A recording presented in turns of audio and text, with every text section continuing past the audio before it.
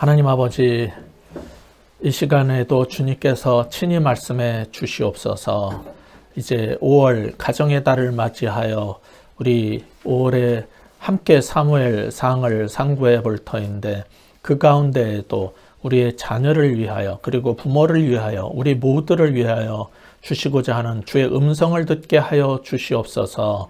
하나님, 이 말씀의 저자이신 성령께서 친히 우리 가운데 임재하시고 우리의 마음과 귀와 눈을 열어주셔서 사람의 말이 아니라, 목사의 충고가 아니라 하나님의 음성을 듣는 귀한 시간 되게 하여 주시옵소서. 예수 그리스도 이름으로 간절히 기도합니다. 아멘. 우리는 어떤 아이는 착하다 하고 어떤 아이는 불량하다라고 하는데, 선하고 불량한 아이의 차이를 무엇으로 나눌 수 있는 걸까요? 아마도 그 행실일 것입니다. 어떤 행동을 하고 어떻게 사느냐에 따라서 우리는 판단하는 것 같아요. 그런데 그 아이들이 하는 많은 행동의 많은 부분은 그 아이가 처한 환경의 영향을 받습니다. 예를 들어서 미국 뉴욕에 가면은 할렘이라고 하는 흑인 빈민가가 있는데, 그 뒷골목에서 자란 아이들은 아무래도 뒷골목 갱들하고 마약에 노출될 확률이 높습니다. 그래서 부모 입장에서는 조금 무리해서라도 좋은 동네, 좋은 환경으로 가서 아이들을 기르고 싶어 합니다. 맹모 산천지교를 행하려면은 스카이캐슬이나 헤라 팰리스나 이런 데로 이사를 가고 좋은 과외 선생을 붙여줘야 되는데, 그러려면 돈이 써야 됩니다. 그래서 부모가 능력이 없으면은 나중에 애들이 커도 가난이 대물림된다는 그런 통설에 접하게 되면서 다시 좌절하고 이런 상황, 세상을 원망하기도 합니다. 그러나 아무리 훌륭한 부모 밑에 괜찮은 집안, 좋은 환경 속에서 아이가 자라도 종종 뉴스에서 보듯이 망나니들이 나오고, 뉴욕, 시카고, LA 슬럼가에서도 훌륭한 사람이 나오기도 하는 겁니다. 이제 가정의 달 5월을 맞아서 그럼 자녀 양육에서 가장 중요한 게 무엇인지 오늘은 같이 생각해 보고 싶습니다. 다들 먹고 살기에 바쁘고 일에 치여 살다 보니 평상시에는 그런 생각을 하고 고민해 볼 여유가 없고, 또 어떤 사람들은 이미 우리는 아이를 다 키워서 이런 얘기는 상관없다 생각할 수도 있지만은, 여러분이 아이가 다 크면 조금 있으면 손자를 또 볼 것이고, 교회에도 아이들이 있으니까 이거는 알아둘 필요가 있는 겁니다. 물론 애들은 그냥 내버려둬도 자라요. 그러나 제대로 자라지 못합니다. 그렇기 때문에 이 자녀 교육에 대한 것은 부모뿐만 아니라 다음 세대를 길러내야 되는 어른들 모두가 누구나 고민해야 될 부분입니다. 오늘 본문은 자식이 없어서 고통받던 엘가나의 두 부인 중에 한나라는 여자가 간절한 기도 끝에 응답으로 아들을 얻은 이야기에 이어지는 부분입니다. 당시 고대 근동 지역에는요, 오늘과 달리 일부 다처제였어요. 이미 눈치채신 분들도 있겠지만 창세기의 인물들과 하나님을 믿는 유대인들도 부인이 여럿 있었고, 지금 보고 있는 사무엘서 시대에도 다르지 않았습니다. 그래서 여러분이 20절을 보시면은 엘리 제사장이 이 아내가 둘이나 있는 엘가나가 예배하러 왔을 때 너는 왜 마누라가 둘이냐라고 혼내지 않고 축복했단 말이에요. 그 이유는 이런 상황 때문이에요. 물론 지금 21세기 기독교 문화 속에서 무슬림들처럼 그렇게 하면은 안 되죠. 여기서 지금 우리가 주목해 보려고 하는 것은 일부 다처제 얘기가 아니라, 무자했던 한나가 멸시를 당하면서 고통스러운 삶을 살다 간절한 기도 응답으로 받은 아들을 주님께 드린 사건하고 관련된 상황을 말하려고 하는 것입니다. 자, 힘들게 없던 아이를 기도 응답으로 받았으면은 잘 길러서 그동안 자기를 멸시했던 다른 부인 분인나의 콧대를 납작하게 해주고 싶고, 그 아이보다 우리 애가 더 빨리 가나다라를 익혔다 이런 것도 자랑하고, 우리 애가 더 천재적이다 이런 것도 하고 싶을 거예요. 그런 못된 마음이 없더라도 이게 어떻게 얻은 아이인데 금지옥엽으로 여기고 잘 기르고 싶지 않겠습니까? 그런데 하나님께서 주신 아이이기 때문에 서원했던 대로 하나님께 돌려드리기로 한 것입니다. 그래서 본문 앞에 1장 24절에서 보듯이 사무엘이 젖을 떼자마자 엘리 제사장에게 아들을 데리고 가서 드렸어요. 그게 1장 내용입니다. 아이를 낳자마자 잃는 것도 고통스럽겠지만은 젖을 뗄 때까지 정말 정성을 다해서 기른 후에 주님께 드리는 것이 엄마로서는 훨씬 힘든 일일 겁니다. 근데 한나는 어떻게 그런 일을 해낼 수 있었을까요? 본문 앞에 2장 1절부터 10절에 나오는 한나의 기도를 보시면 여러분이 짐작할 수 있을 겁니다. 자, 성경에 거기 2장 6절을 여러분이 보시면 여호와는 죽이기도 하시고 살리기도 하시며 스올에 내리기도 하시고 거기에서 올리기도 하시는도다라고 기도를 하고 있어요. 이걸 보면은 한나는 내 아들의 생명은 내가 기르나 교회에 맡겨져서 기르나 온전히 하나님께 달려 있다는 이 믿음이 있었다는 것을 알 수 있어요. 그러니까 주님께 맡길 수 있었던 겁니다. 또한 8절도 찾아서 같이 읽어볼까요? 바로 그 본문 앞에 있으니까 2장 8절 함께 읽겠습니다. 시작. 가난한 자를 진토에서 일으키시며 빈궁한 자를 거름더미에서 올리사 귀족들과 함께 앉게 하시며 영광의 자리를 차지하게 하시는도다. 땅의 기둥들은 여호와의 것이라. 이렇게 기도한 속에서 우리는 뭘 할 수 있냐면 한나는 자기의 아이가 어떤 힘든 일을 당해도 낮은 자를 높이실 수 있는 하나님, 그 하나님에 대한 기본적 신뢰가 있어서 이 일이 가능했다는 것을 알 수 있어요. 요즘 말로 이걸 바꾸면요, 하나님은 흙수저를 금수저로 만드시고 금수저를 흙수저로 만드시는 분이라는 사실을 한나는 알았다는 겁니다. 그러니까 아들을 맡길 수 있었던 거예요. 그럼 여기서 누가 금수저예요? 엘리 제사장 집에서는 그의 친아들, 두 아들인 홈리와 비느하스가 아마 금수저에 해당할 겁니다. 그런데 본문 앞에 12절부터 17절을 보시면 이 금수저인 엘리 제사장의 두 아들들의 모습이 나와요. 그걸 한번 보시면 이 금수저가 어떻게 살고 있는가를 알 수 있어요. 그리고 보통 한국 부모의 눈에는 교회에 맡겨져서 부모 없이 자라고 있는 이 사무엘이 그 제사장의 두 아들에 비해서는 완전 흙수저로 보일 겁니다. 사무엘상 2장은 이런 금수저인 엘리 제사장의 두 아들과 흙수저인 사무엘의 삶을 대조해서 보여주고 있어요. 그런데 어린 사무엘이 비록 하나님께 드려져서 교회에서 부모 없이 컸지만은 그는 절대로 버려진 아이가 아니었어요. 자, 19절 뭐라 그럽니까? 같이 읽어보겠습니다. 시작. 그의 어머니가 매년 드리는 제사를 드리러 그의 남편과 함께 올라갈 때마다 작은 겉옷을 지어다가 그에게 주었더니. 자, 사무엘은 어떻게 얻은 귀한 아이인데 엄마 한나도 보고 싶지 않겠어요? 하루에도 몇 번씩 보고 싶고 그 아이가 웃던 모습이 계속 떠올랐을 겁니다. 그렇지만 1년에 한 번 실로에 성막에 예배드리러 갈 때만 가서 보고 내 아들이라고 주장하지 않고 뼈에 사무치게 보고 싶어도 참았을 겁니다. 왜? 주님께 드리고 맡긴 아이니까. 그렇게 해서 이 기도응답으로 얻은 아들은 이제 드려진 아이가 된 겁니다. 저는 이것을 볼 때 사무엘도 귀하지만은 그 뒤에는 위대한 신앙을 가진 이 한나 같은 엄마가 있었다는 사실을 보게 됩니다.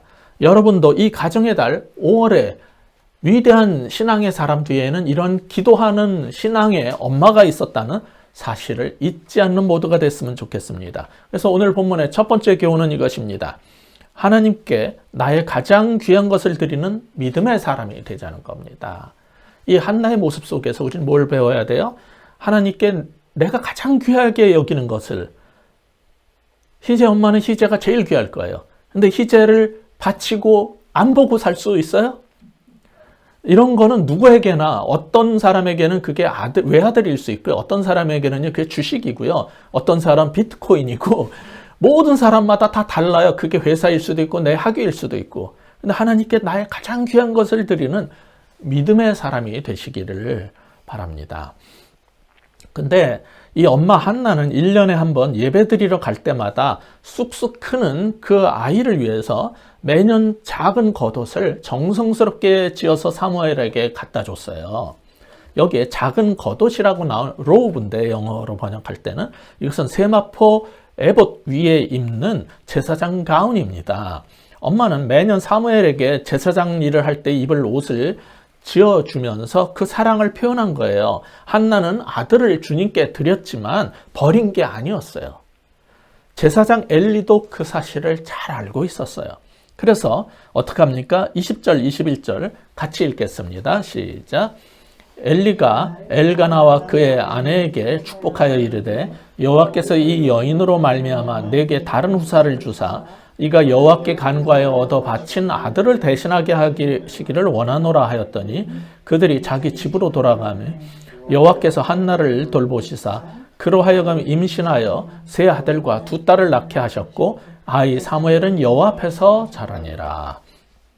자, 눈물의 기도 응답으로 얻은 하나님의 축복으로 얻은 자신의 가장 귀한 아들을 바친 한나에게 하나님은 그 태를 열어주셔가지고 오랫동안 불임으로 고생하면서 멸시받던 그녀에게 3남 2녀 5아이의 축복을 주셨어요. 나의 가장 귀한 것, 기도로 얻은 아들 사무엘을 드리자 그 믿음을 귀히 여긴 제사장의 축복과 하나님의 은혜로 5자녀의 축복을 받았지만은 이거를 가지고 우리가 하나님께 하나를 드리면은 5배를 거둘 수 있다는 식으로 무슨 영적 투자 이론으로 만들면 안 됩니다. 물론 하나님은 5배가 아니라 50배도 넘치게 채워주실 수 있는 분이지만은 우리가 바친 그 하나가 주님 앞에 향기로운 그런 제물로 올라가서 공중에서 흔적도 없이 사라져 버릴지언정 감사하는 게 진정한 믿음이기 때문입니다. 사무엘서는 아들을 바친 한나와 엘가나 부부만 축복한 게 아니라 엄마가 보고 싶다고 떼쓰고 집에 가겠다고 울고 보채지 않으면서 신앙 가운데서 잘 자라준 사무엘에게도 하나님께서 어떤 축복을 내리셨는지 앞으로 몇 주간 계속 우리가 볼 수 있을 것입니다. 그런 거를 성경에서 읽어낼 수 있는 여러분 모두가 되면 좋겠어요. 그런데 오늘 본문은 그런 하나님이 크신 일 이전에 토대가 되는 사건이 전개되고 있습니다. 22절 같이 읽어보십시다. 시작. 엘리가 매우 늙었더니 그의 아들들이 온 이스라엘에게 행한 모든 일과 회막문에서 수종드는 여인들과 동침하였음을 듣고, 자, 많은 시간이 흐른 거예요. 그래서 엘리 제사장이 이제 늙어서 은퇴할 때가 가까웠다고 성경은 말합니다. 뒤에 4장 15절을 보시면은 이 엘리의 나이가 거기서 98살로 나오니까 지금 90대 후반쯤 됐을 거라고 추정을 할 수 있어요. 근데 당시에는 제사장직은 세습제였기 때문에 엘리의 아들들은 당연히 다음 제사장이 되는 겁니다. 그런데 본문 우리가 읽었던 본문 18절부터지만 그 앞에 전반부를 보시면은 걔네들은 도저히 제사장직을 이어받을 수 없는, 아니 세습하면 안 될 망나니들이었어요. 22절 후반에서 조금 전에 본 것처럼 그것은 12절 상반부에서 엘리의 아들들은 행실이 나빴다는데 뭐가 그렇게 나빴냐 하면 회막문에서 교회에서 사역하는 여전도사들 뭐 이런 사람들이라고 동침했다 이런 거죠. 이게 완전 불량배였어요. 그뿐 아니에요.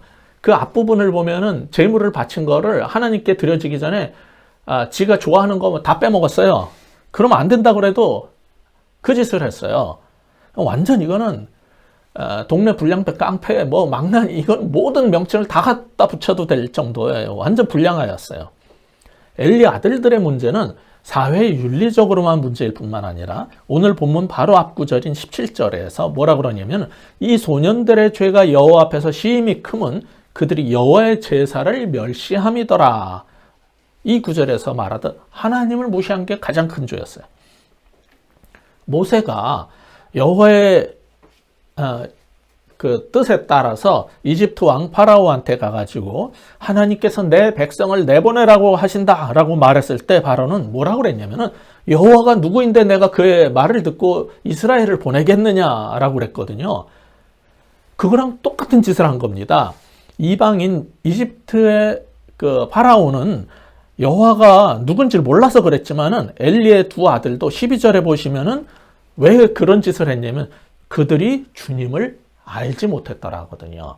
그러니까 이집트의 파라오가 한 짓이나 이 엘리 제사장이 두 아들이 한 짓이나 똑같은 공통점이 뭐예요? 하나님을 모르기 때문에 이런 짓을 했다는 거예요. 그들은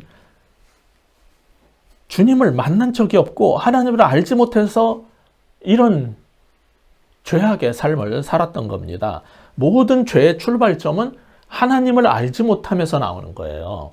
그들은 지금 이 두 아들은 비록 제사장 가문에서 태어나고 컸지만은 신앙이 없고 하나님을 알지 못했어요.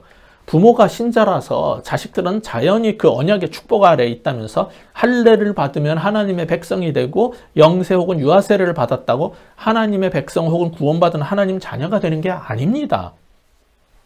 세례 요한과 예수님께서 연거푸 너희는 할례 받은 아브라함의 자손이라고 자랑하지 말라고 하신 것처럼 할례 받은 유대인이나 유아세례 받은 믿는 집안의 자녀라고 다 하나님 나라에 들어가는 것은 아닙니다. 엘리의 두 아들처럼 신앙의 금수저를 물고 태어나도 개인적으로는 하나님을 만난 적이 없고 하나님을 모르니 하나님을 우습게 여기고 예배를 멸시했던 겁니다. 결국 아비인 엘리 제사장은 주님 일 하느라고 바빴겠지만은 자식 농사는 완전히 실패한 아버지로 드러나 버린 거예요. 저도 이런 구절을 읽을 때마다 두렵고 저도 아이들이 있기 때문에 이런 면에서 다시 돌아보게 되는 것입니다. 이렇게 하나님 나라에 별 의미도 없는 이 두 청년의 얘기를 자세히 언급한 이유는 뭘까요? 하나님의 사람 사무엘하고 그 삶이 얼마나 대조되는가를 보여주기 위해서입니다. 그래서 21절의 마지막 부분을 보면 뭐라고 되어 있어요? 아이 사무엘은 여호와 앞에서 자라니라. 그런 다음에 또 대조해서 22절에서는 엘리의 두 아들의 만행을 연결시켜 놓은 겁니다. 물론 각자의 삶은 그 자신이 하나님 앞에서 만들어가는 것이지만은 이 아이들의 삶은 부모의 책임이 없다 할 수 없어요. 지혜롭게 자녀를 잘 양육한 경우와 그렇지 않은 차이를 우리는 오늘 본문에서 확인할 수 있습니다. 그렇다고 아버지인 엘리 제사장이 자식들에게 아무 신경도 안 쓰고 그냥 방치한 것은 아니에요. 23, 4절 같이 읽어볼까요? 뭐라 그랬습니까? 23절부터입니다. 시작. 그들에게 이르되 너희가 어찌하여 이런 일을 하느냐? 내가 너희의 악행을 이 모든 백성에게서 듣노라. 내 아들들아 그리하지 말라.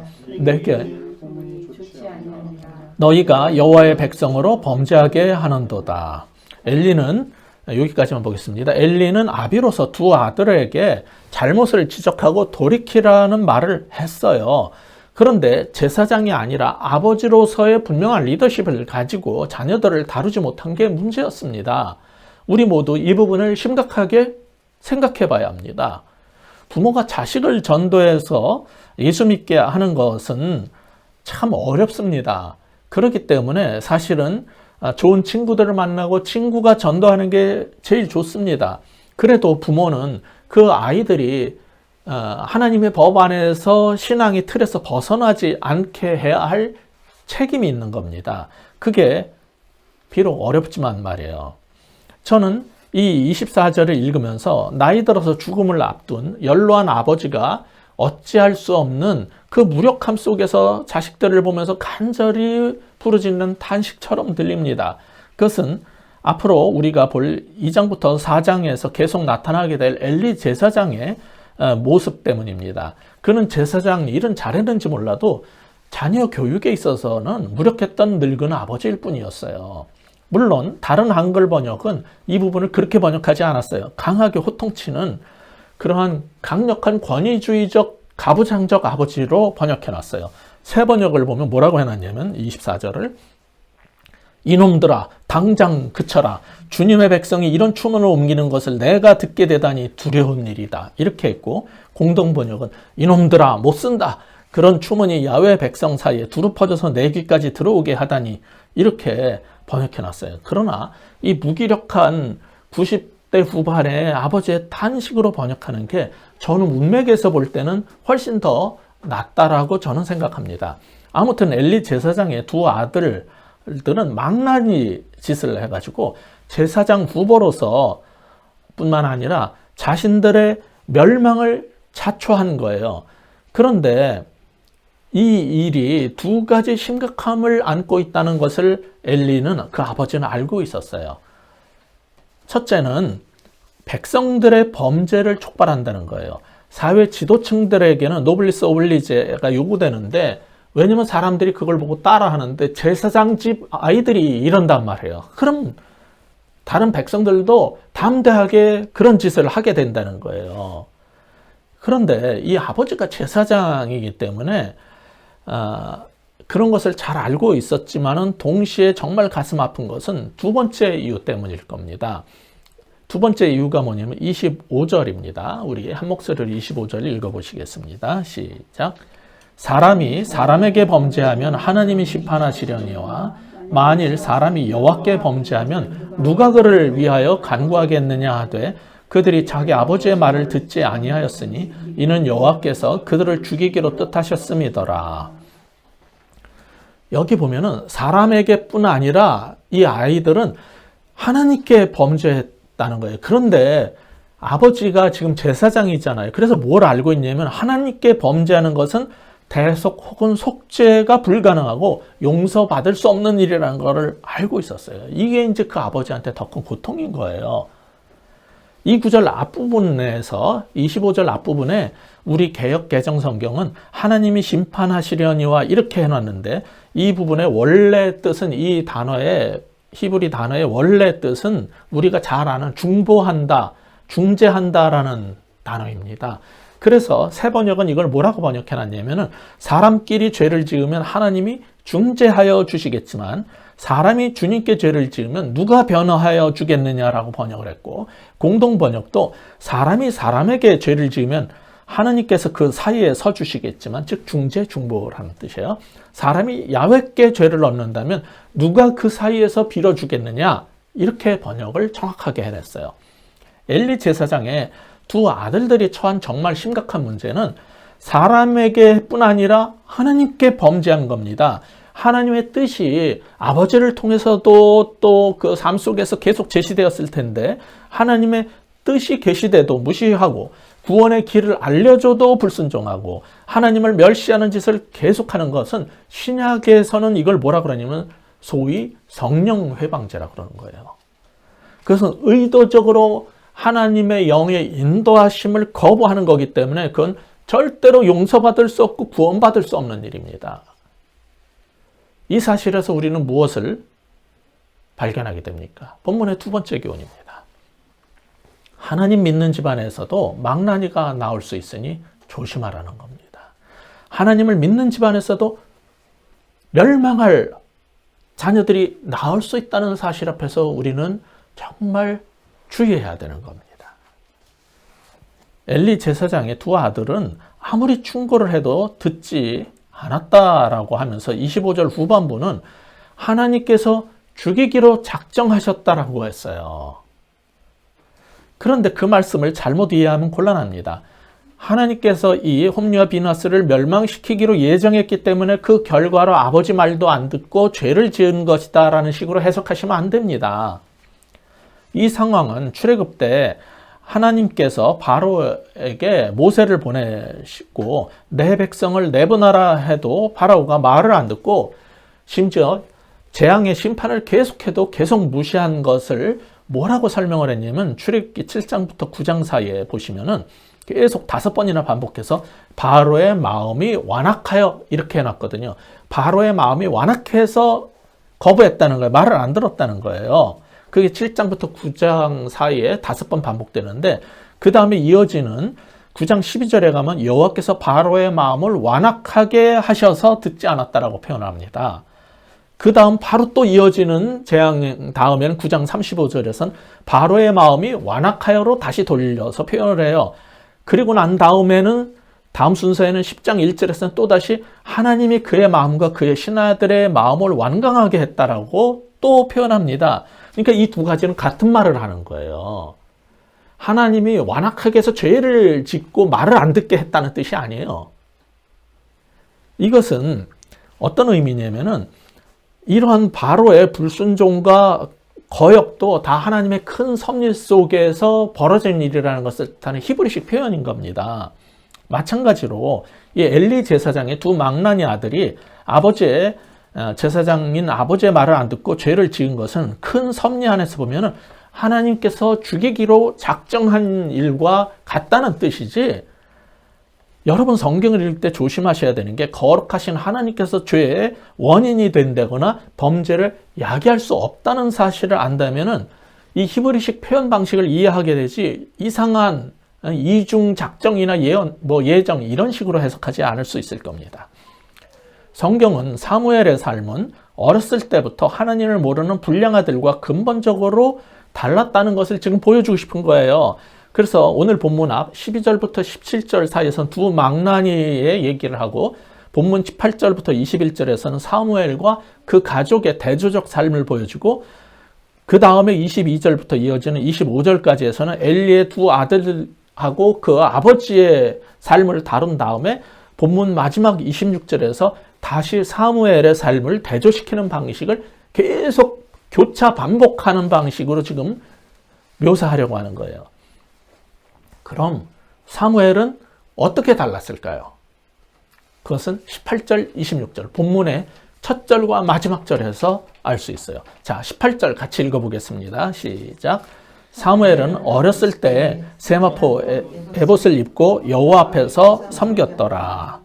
자, 그 더 앞에 11절에 가면 사무엘이 제사장 엘리 앞에서 여호와를 섬기니라고 되어 있었어요.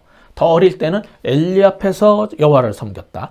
그런데 엘리 제사장의 슈퍼바이징 하에서 사무엘이 하나님 섬기는 삶을 살았다 하는 거죠. 여기서 하나님을 섬긴다는 말은 성막에서 제사장적 사역을 하는 것을 말합니다. 이 해석이 맞다는 것은 거기에 지금 18절에 세마포 에봇을 입고라는 구절이 붙어서 나오는 것이 뒷받침해 주고 있어요.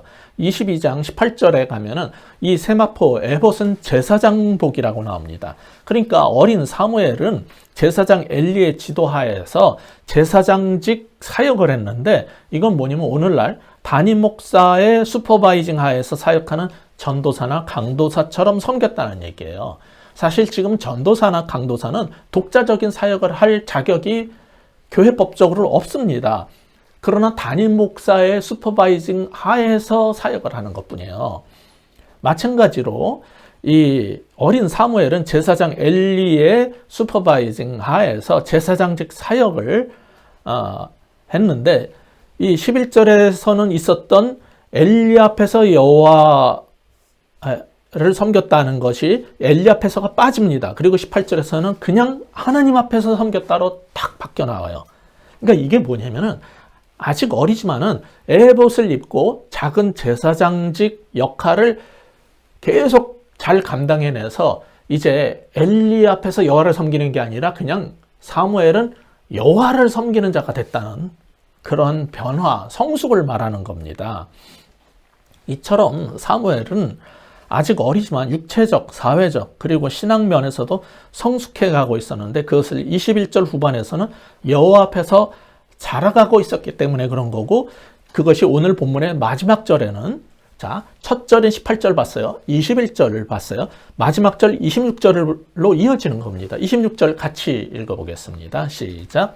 아이 사무엘이 점점 자라매 여호와 사람들에게 은총을 더욱 받더라. 이 구절은 예수님께서 자라가는 모습을 그린 누가복음 2장 52절을 연상시켜요. 예수는 지혜와 키가 자라가며 하나님과 사람에게 더욱 사랑스러워 가시더라 하고 같은 방식의 표현입니다.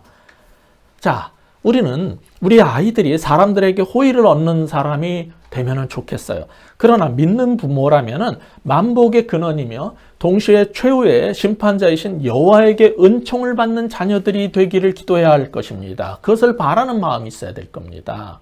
세상에서만 성공하면 뭐합니까? 결국 멸망하면 뭐합니까? 이 세상의 삶은 우리는 잘 알아요. 짧고 이 짧은 한평생 살고 나서 영원한 그 이후의 삶이 누구는 하나님 품에서 천국의 삶을 살고 누구는 지옥의 삶을 산단 말이에요. 그렇다면 이걸 어떻게 해야 되냐는 거죠. 사무엘처럼 예수님처럼 우리의 자녀들도 하나님과 사람들에게 은총을 더욱 받으면서 자라가면 얼마나 좋겠습니까?